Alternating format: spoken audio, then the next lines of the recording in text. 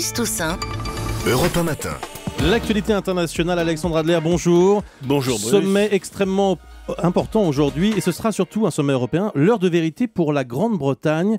Veut-elle ou non rester dans l'Europe ? Ben oui, encore un psychodrame, vous remarquerez. Avant-hier, c'était la Grèce, maintenant l'Angleterre. Les sommets qui étaient barbatifs autrefois, administratifs, deviennent au contraire, on l'a dit je crois à cette antenne, des Dallas successifs. Et là, en fait, il s'agit bien d'une affaire sérieuse. Les Anglais, comme d'habitude, ont demandé qu'on aille mollement sur le budget qui est voté chaque année, qui n'est jamais que 1% du PIB de toute l'Europe, 4% des dépenses réalisées par les autres États européens. C'est pas énorme, mais ça comprend la politique agricole commune et les régions.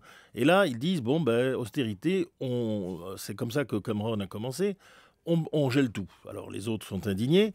Et puis l'opinion anglaise et les députés de la base conservatrice vont plus loin. Il faut diminuer ce budget. Alors là, évidemment, le bras de fer va trop loin.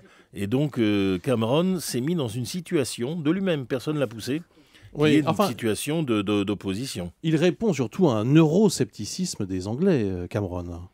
Alors voilà, je pense que le problème de David Cameron, comme souvent d'ailleurs dans son gouvernement, c'est qu'il suit l'opinion plutôt qu'il ne la précède. Et on sait très bien que les Anglais ne veulent pas d'une rupture. Notamment, ils voudraient rester avec les Scandinaves, les Polonais, tous les membres non-euro de l'Union européenne, dans une position intermédiaire. C'est ce que le bon sens même, les Américains y poussent aussi. Mais la base a commencé à s'exciter et il lui a trop demandé son avis en pensant qu'il était sur un sujet populaire. Et donc, vient de se prendre les pieds dans les tapis. Il va falloir l'aider, ce soldat Cameron, à faire recul. Mais rien n'est moins sûr, vu l'état de l'opinion britannique. Merci Alexandre Adler.